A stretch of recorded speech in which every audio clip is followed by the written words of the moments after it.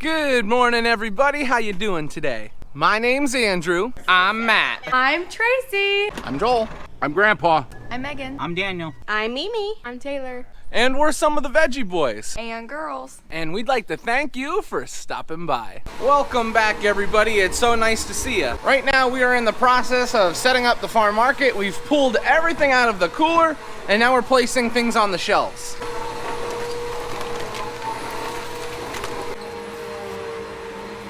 When you have a lot of people helping, setting up the farm market goes relatively quickly. But when you're by yourself, it can be a little more difficult. Fortunately, this morning we had 3 of us setting up. There's a few jobs that we need to do every single morning that we open up the farm market. One is, as you could hear, my Aunt Rhonda was vacuuming the entire farm market, which it takes some time. There's a lot of space in here. Another thing is that we have to pull everything out of the coolers. So we have pallet jacks that we use to pull everything out of the coolers. We put it in the middle of the farm market. That way people can pick on both sides.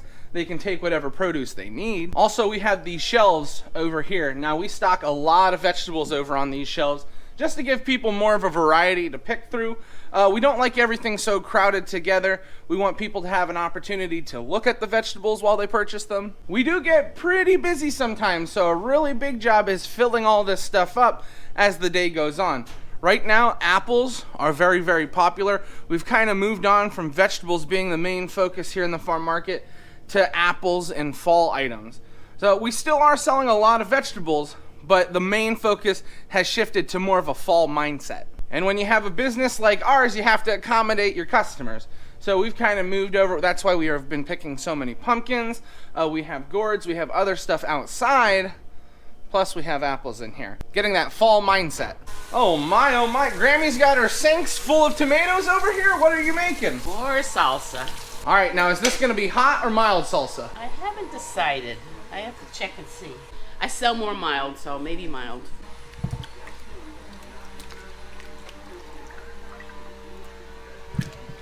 Because the plants are dead, you have all this fine stuff on the tomatoes. But it washes right off. Now this is an area in the farm market where we sell, like, we have jellies here, apple butters. Now this is where Grammy's salsa is. Her jellies that she makes, so we've got grape, pear, pineapple, tomato, red raspberry, and strawberry. We've got some apple butter, and then her hot and mild salsas. It will be funny when some of the customers come in, they just like run to this corner and they get all the jelly that they want. They get their apple butter. So not only are we working on filling up the farm market, Grammy is too with their jelly, salsa, and apple butter. Yep.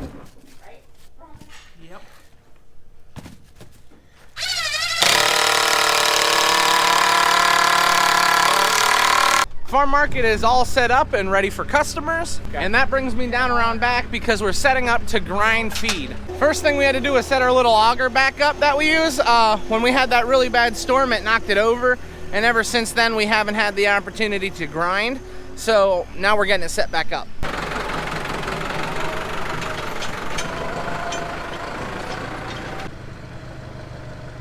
Oh!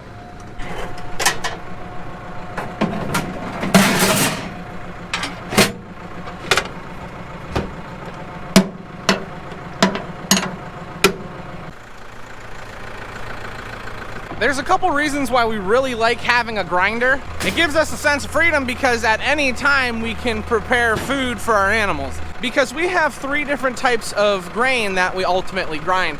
So we do for our beef cattle, we also do our laying hens, and then we do our meat chickens. We could just do one feed for all of our chickens, but that wouldn't give our chickens the best possible growth, and our layers wouldn't have the best egg production. And probably the biggest advantage that we have by grinding our own feed, we're a farm market. Every product that we raise, we sell to the local public.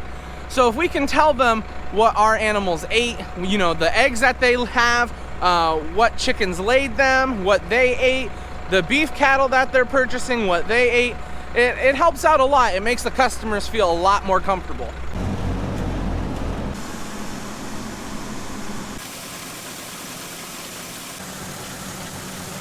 We just finished adding everything that we need, so now we're just gonna let the machine mix everything for a few minutes, and then we're gonna unload.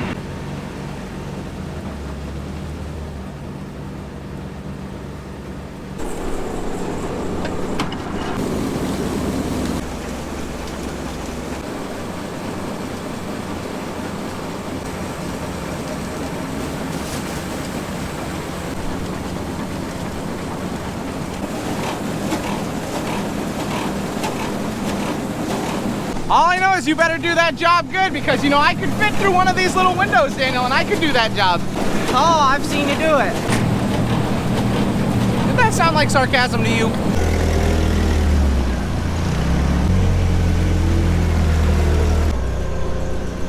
We're getting all set to unload the broiler feed. Now we move this all into barrels. And the reason for that is because these chickens, we don't keep them as long. We keep these chickens at max 6 or 7 weeks. So we don't want to have extra feed lying around. So we always do it in smaller batches. I have to pull forward. Do we make it? Do we make it? Oh, we made it. Whoa!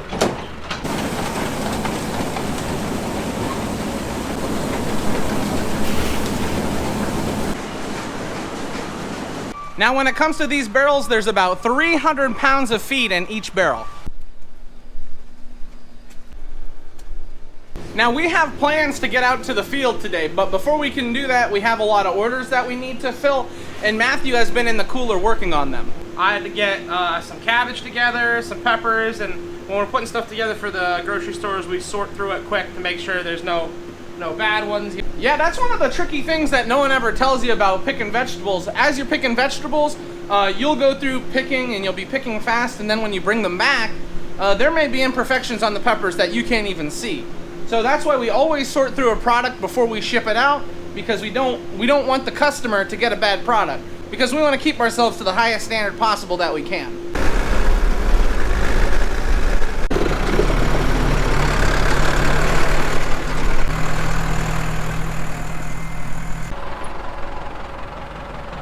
Joel needs chains, he needs all these apparatus.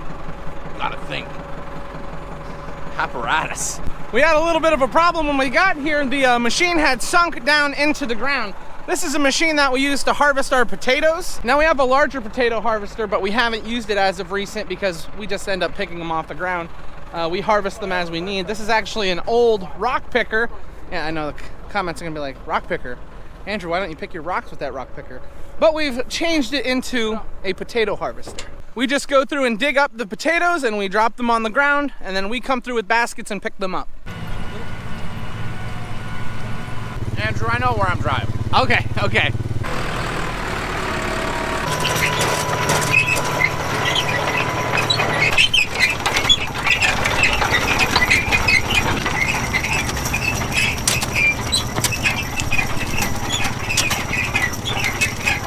So as Dad continues harvesting, our job is gonna be to pick up the potatoes and put them in the baskets. Now we're starting off with white potatoes, and the variety we got here is called Eva. Now for those that have been on the channel for quite some time, you know that we like that variety of potato, Eva.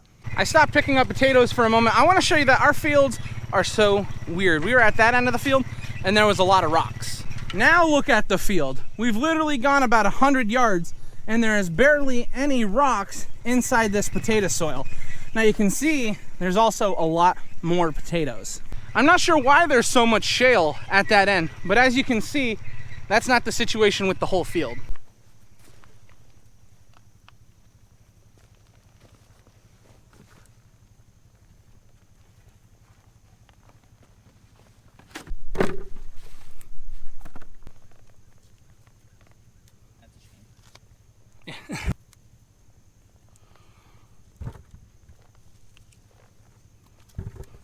Matthew just showed up. He was dropping off some stuff at the local grocery store. They had an order. It is lunchtime now, so we're gonna stop what we're doing. We already got a few potatoes picked up, but Dad had dug the whole length of the field. So when we come back from lunch, we're just gonna continue picking up potatoes. I'm like overly excited for lunch today. It's tomato soup and grilled cheese, so I'm just bringing some up for Lauren. I don't know. Are you gonna go down to, we're gonna eat dinner tonight, right? All of us at the kitchen table? Yeah. And then you're gonna take a little nap? What? You think? Ooh, yummy, right? Yeah. That's funny, isn't it? The belly is full and I'm ready to get back to work. Now that we are finished with lunch, we are back out to the field. We're in the section where there's less rock, so this is gonna be a lot nicer. We're digging 2 rows of potatoes, apparently. Dad sometimes will get in a mood where he just won't stop digging. He'll be like, 2 rows, and then 4 rows later. But ultimately, it doesn't really matter because we need to get all of these potatoes harvested anyways. So we're just gonna pick up whatever Dad digs. So you were on the truck, Matt? Uh-huh. You're like a potato planting man. I know. Good job, Daniel. I know. Proud of you. I'm awesome. Guys, calm down.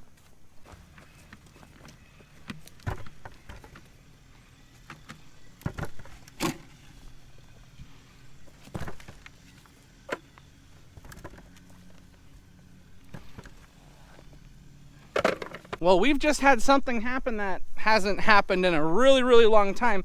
We've actually just filled like all of our baskets. And as you can see, we've still got potatoes dug and on the ground.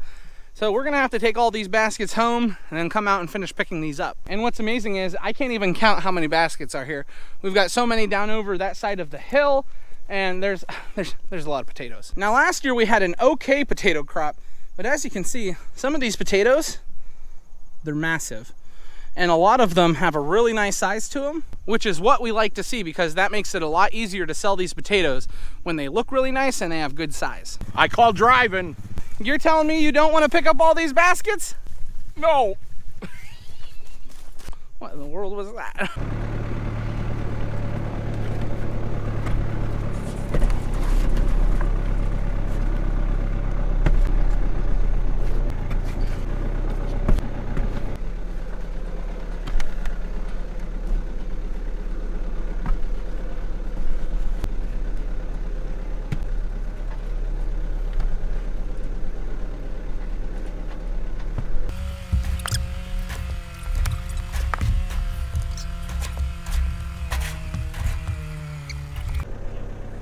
Hi, Joel. Hey, Andrew, how you doing? I'm doing good. Andy. We just got loaded up with our first load of potatoes. There's a lot of potatoes there. So we've got the wagon filled with, I don't even know how many potatoes, and now we're gonna fill up the truck.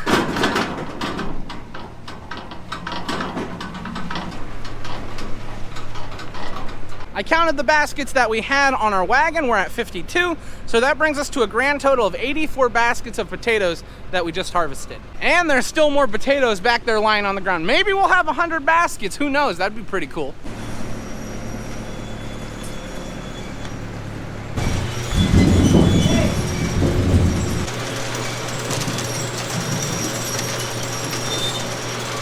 So we have our unloader here doing a very, very important job.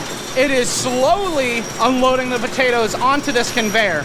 We don't want it to just pour potatoes out onto the conveyor because we want each potato to get enough time inside the washer.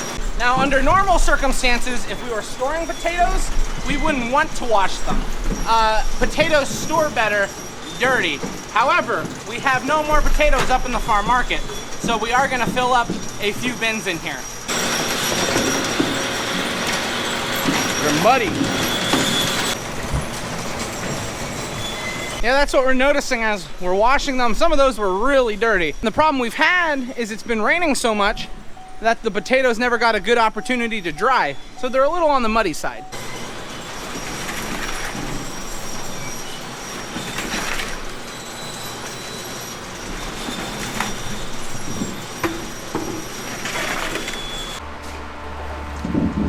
That went pretty smoothly. Joel is dumping our last baskets of potatoes. We've got that bin washed up and now that's stored in there. So next time when we need to bag up potatoes, we got a whole bin full we can choose from. Now what are we doing here, Rhonda? Ordering flowers for next year. We just started October and you're already ordering flowers? I was supposed to already have my order in. This is too stressful for me. We just took like a 5-minute break to get some water and now we're heading back out to the fields. So much stinking complaining all the time. Let's go, Joel. Let's go. Are you saying Joel was complaining? Joel never stops complaining. Who was the guy that while we were stopping over here was getting up my back, my body, ow, oh. I'm staying out of this. Andrew, get picking potatoes. Yes, sir, I love picking up potatoes. Oh, this is the biggest potato I've ever seen. You're gonna get hurt. No one passes the mashed potatoes if they can't hear you yell. Yep. We're talking about why we're all so loud. And Matthew's reasoning is, if you're not loud enough, no one will pass you the mashed potatoes. because it's on the other end of the table.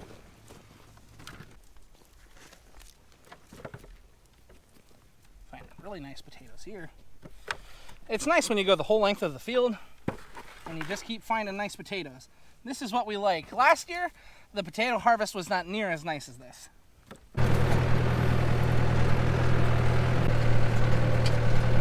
We have our unwashed potatoes that we just harvested. We put them in a bin because remember they store better when they're dirty, not clean. And then we have our washed potatoes back here. Now we're running air on the washed potatoes because we want them to dry and we also don't want the bottom ones to rot. So we're trying to keep air running on them. While we were taking care of potatoes, Daniel already got the calves taken care of. He got them their milk for the evening and he also gave them all water. Something that's really starting to get frustrating is the amount of mud that we have down around back. It's just been raining so much that it hasn't had time to dry. You can see for yourself we had like a small stream going through the middle of our driveway down here, and it is pretty muddy.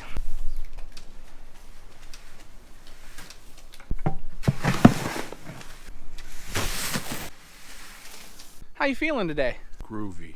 We just got the farm market closed up, so now we're heading up to the house. So we're up at the house, and guess what we're having for dinner tonight? Burgers. Ooh, exciting. We have got everybody at the table. We're all ready to make our burgers and eat some dinner, so you guys know what that means. This is where we're gonna end the video tonight. We want to thank everyone for watching, and we hope to see you next time. Bye-bye. Bye-bye. Walk over.